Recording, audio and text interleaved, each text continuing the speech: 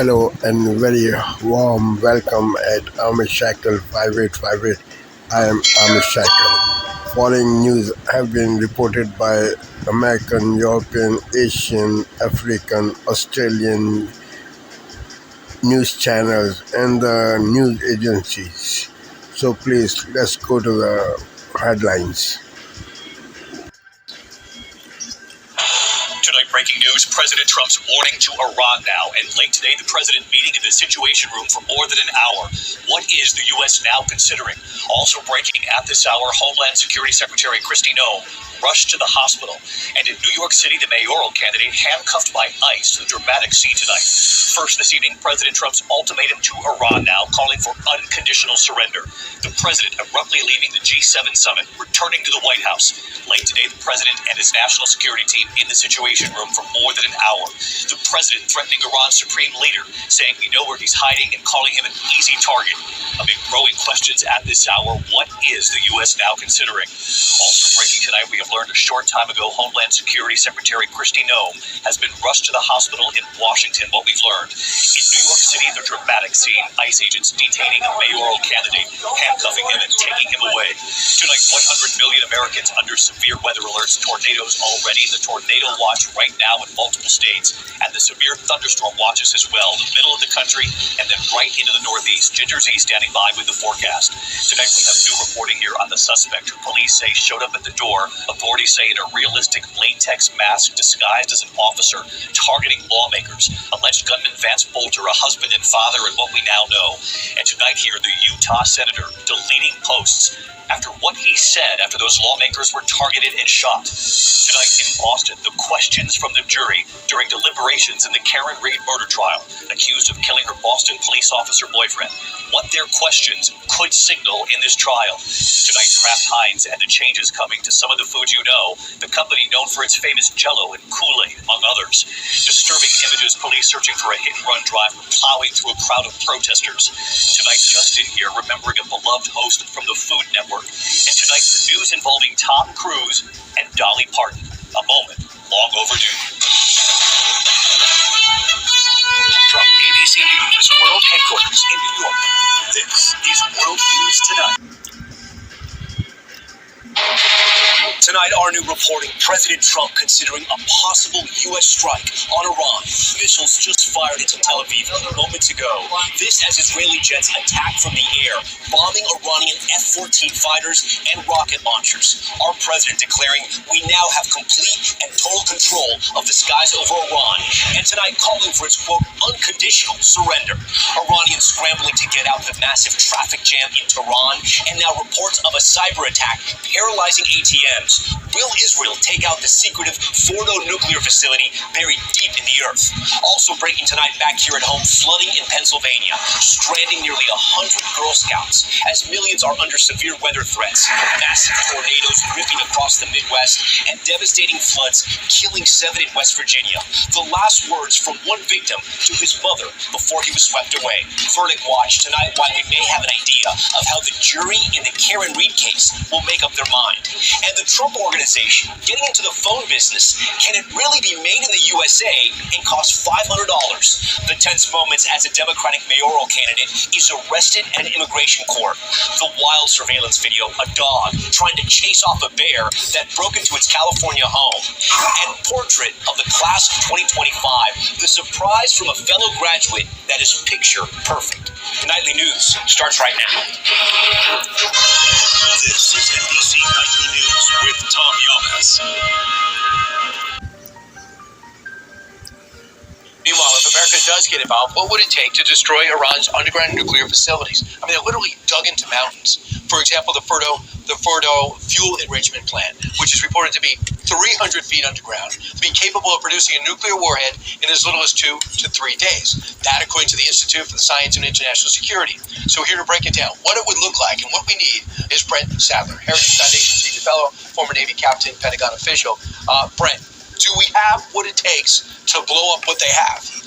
Absolutely. We have the capability to go after it. Of course, there's going to be some risk on getting there and then assuring that you got everything inside that underground facility destroyed.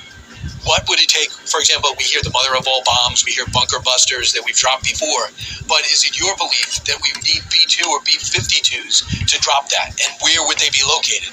Yeah, I think you're talking about the GBU-57, which is the most advanced bomb that's developed to go after these kind of facilities. That actually is designed for the B-2. The B-52 was used in testing.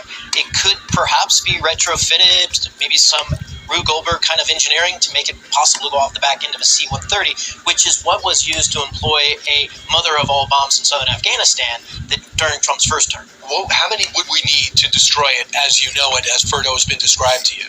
Well, certainly, even with the GBU-57, I think you're looking at several. One to kind of burrow down and open a pathway, then another one to get even further to the most deeply buried parts of this facility, and also not being completely familiar with the bedrock and the structure. If it's a very strong one, you're probably going to have to use a couple more. So probably 4 of these or more to really do the job. Is it feasible that we could train Israeli pilots to do this and keep it their own operation? Because they're using our stuff already. It's feasible. I mean, things like this have been done in the past in military history.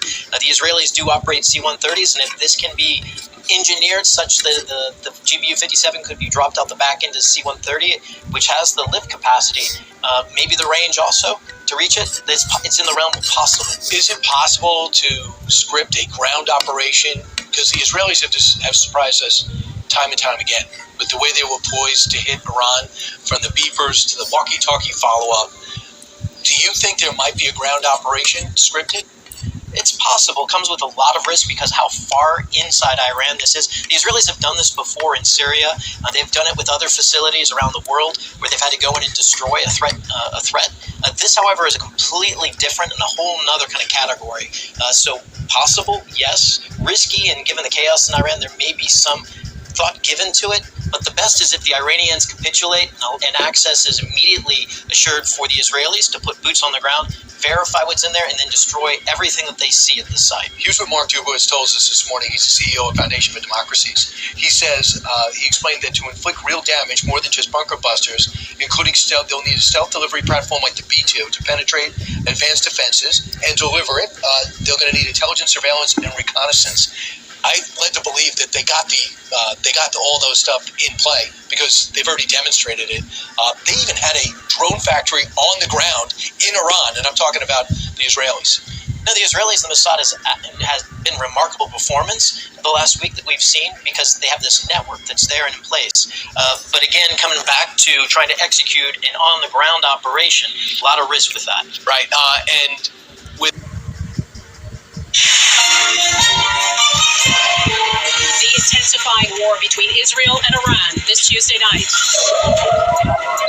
The fresh attacks, the U.S. president's escalating rhetoric, and signs the U.S. is poised to get involved. Horror in Gaza. The massacre of Palestinians trying to get food. Help for Ukraine. Canada pledges millions more in aid, and the promise Prime Minister Carney made. Mystery in Quebec. The disappearance of a 3-year-old girl and the charges against her mother. Plus, delicate data exposed. I said, no, that's not. It can't be true. 23andMe's profound failures to protect customers' privacy. Global National with Donna Friesen, reporting tonight from Banff, Alberta. We are in Alberta's Rocky Mountains where the President Trump tells Iran surrender. Remember, Iran cannot. As the Mideast war intensifies, President Trump tells Iran surrender. Remember, Iran cannot have a nuclear weapon. But will he use American weapons to destroy the Iranian nuclear program?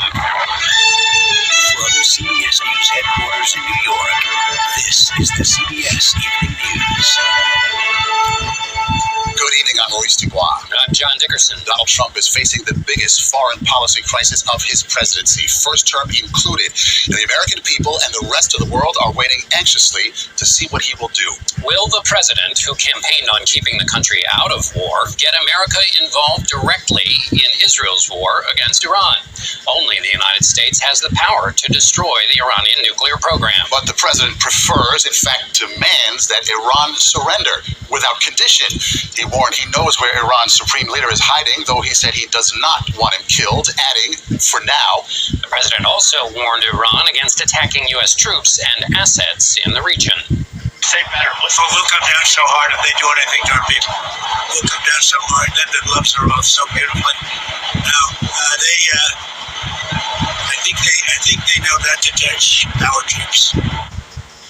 Israeli attacks have targeted nuclear sites across Iran. One of the most important is the uranium enrichment plant at Fordow. It's a secretive site built inside a mountain.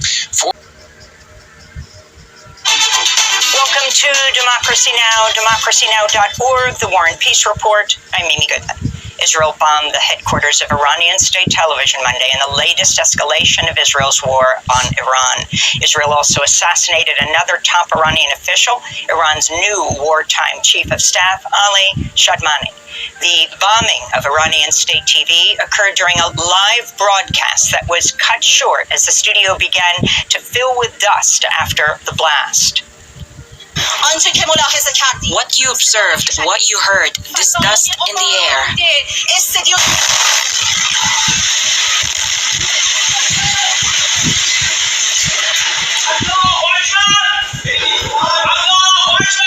The news anchor left her seat at the Iranian state broadcaster as the room filled with smoke.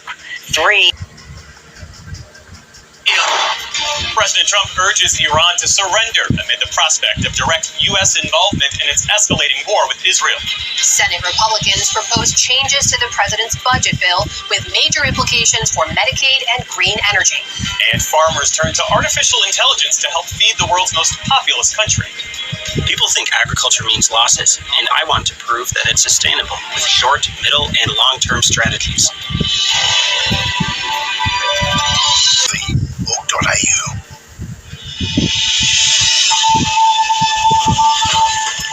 Today, the battle begins. Iran's supreme leader issues a warning after Donald Trump calls for Tehran's unconditional surrender.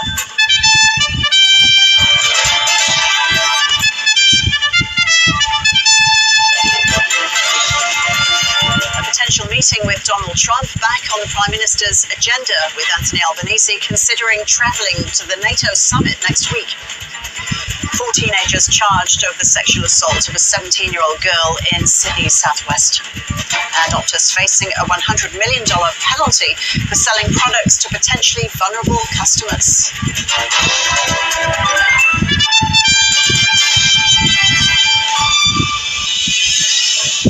Hello and welcome to ABC News. I'm Rosa Childs.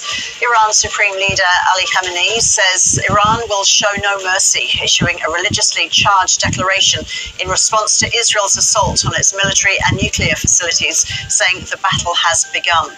It's his first statement since US President Donald Trump called for Iran's unconditional surrender.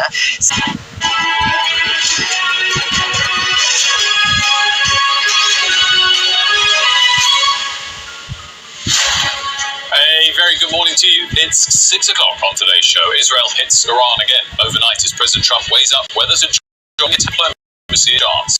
Plus, Starmer hits out at politicians who shout and scream but do nothing over gangs. The issue will almost certainly dominate Prime Minister's questions this afternoon.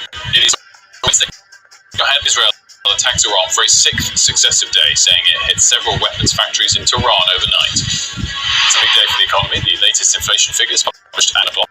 The mother of missing teenager Cole Cooper tells Sky News she wants police to re-examine her son's death. I'm the person that's responsible for the death of my child. I do believe there's been some involvement by a third party. Today, the government says it's now possible to deliver the high-speed line to Birmingham by the target date of 2033. And in sport, Tottenham's chairman reveals he sacked Ange Postecoglou because he wants to win the league.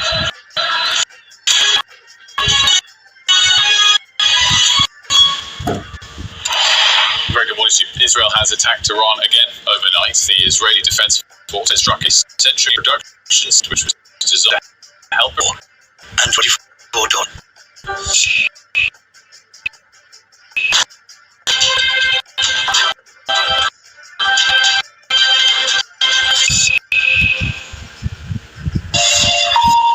Hello and a very welcome. Joining us for $1,000 for the surrender. The Supreme Leader there saying it will continue to defend itself. We cross to our correspondent in edition. Another massacre at a food distribution site in Gaza. Over 50 people killed early on Tuesday as they queued to get some vital supplies. Israeli drones and tanks reported to have fired on the Palestinians gathering near the distribution point, putting Gaza. And no joint statement, but individual promises of support. Ukraine's President Volodymyr Zelensky leaves the G7 summit with some pledges of more finance, but no unanimous back with its heaviest night of attacks in the war. Good to have you with us. Also coming up, flaying gas pipeline in Lima Prize to ancient Peru. A 1,000-year-old mummy was unearthed by accident could shine a light about a lost civilization.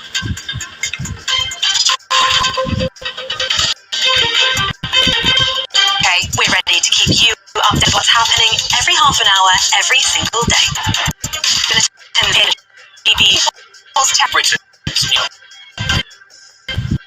No major peaceful, for a genuine, honest discussion on where we have been, where we are going, where we are, with the people who set the direction. That's State of the Nation every Monday and Tuesday at 8 o'clock, only on GB News, the People's Channel.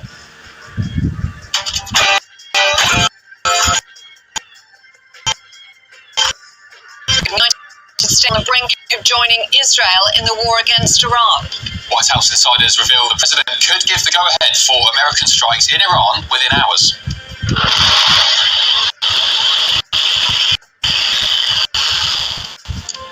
It's after another night of strikes between Israel and Iran. President Trump issues an ultimatum to Iran: surrender conditionally or pay the price. Breaking news as we speak, May's inflation figures are about to be released. Stay tuned to find out if it's down or up from April's 3.5%. Using asylum sank visas, what the Prime Minister told our very own Hope.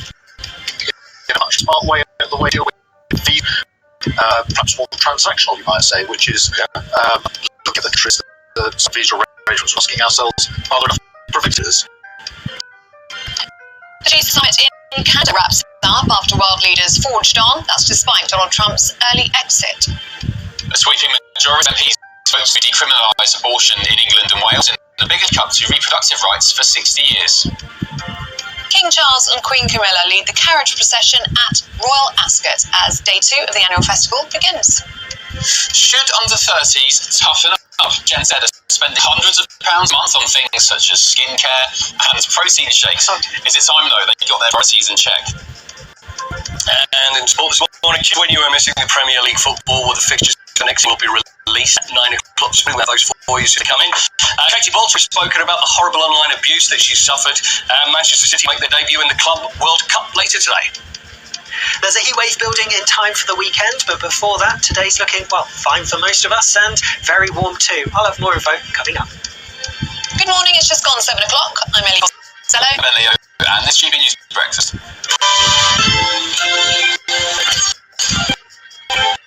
This is A Now. It's still a point in Hong Kong, 11:30 in New Delhi, and 1 o'clock. I'm at this Jolly still says that it's Iranian weapons and nuclear sites. They're both with press claiming it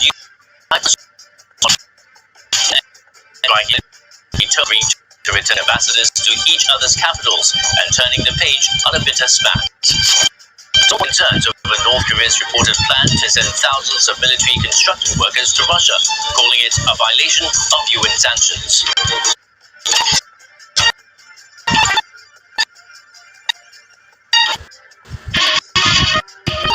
As you see, rebel forces have committed potential war crimes in eastern Congo. 23 fighters have carried out extrajudicial killings, while army soldiers and allied militias have committed raid, the UN's High Commissioner for Human Rights said. Soutenu par le Rwanda, Rwandan-backed M23 used heavy weapons during its offensive in Goma in January, hitting densely populated neighborhoods and camps for displaced people. Quand les forces armées de la RDC se sont But the DRC's armed forces withdrew, there was a complete breakdown in the chain of command, control and military discipline. et la discipline militaire. Congolese soldiers and members of the DRC-backed Wazalendo militia killed, raped and pillaged. Violés et pillés. UN has also received reports of the large-scale use of sexual violence as a weapon of war by both sides.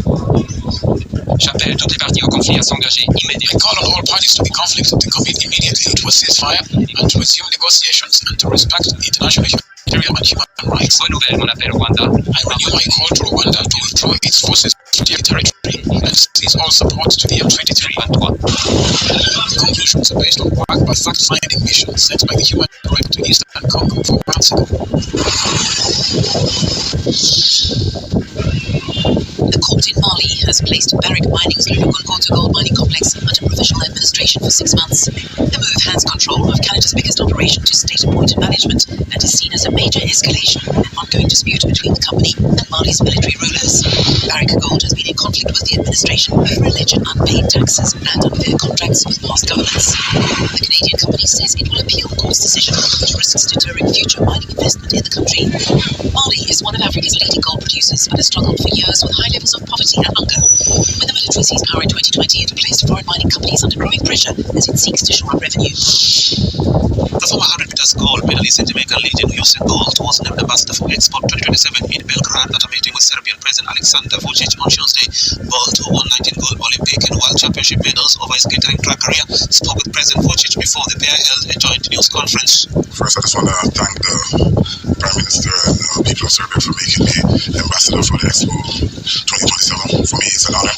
I've known about your country for years. I've had friends from your country for years. We know great players, sports stars from your country, and for me, it's an honor to actually be here for the first time. Asked about the importance of sports and play in life and the part they play in youth development, both reiterated the need for the sporting fraternity to foster peace and unity globally. Brought the world together all around. I think the World Cup, you watch the World Cup, you watch all the tennis games, people are so glued to their TV and they come one team to support or sometimes just to hate the team, you know what I mean? But it's so much togetherness, and I think it's very important and something that I continue supporting and loving. You know, even though I'm retired, but I love sports and I love play. The Expo brings together over 120 nations that will unite to shape a brighter future through interactive exhibitions, research and visionary programs. Real Madrid held their final training session under the Florida sun on Tuesday ahead of their FIFA Club World Cup opener, but there was no sign of French star Kylian Mbappe during the portion open to the media. The Spanish champions are set to face Al Hilal on Wednesday in Miami in their opening group stage match. Some of their players spoke highly of their coach Xabi Alonso. Obviously, he wants to teach us his style of play. Slowly we are learning it and we are really motivated to get started. Speaking to journalists during their training, Real Madrid defender Brahim Diaz said that the club had ambitions at the Club World Cup and they were still the favorite to win the title. Real Madrid always a favorite because they have a lot of desire. As I always say, this is the best club in the world, so we want to win every competition in which we play. But there are great teams here and we are going to have to compete very well to win the Club World Cup. Mbappe's absence raised questions about his availability, though the club has not yet provided.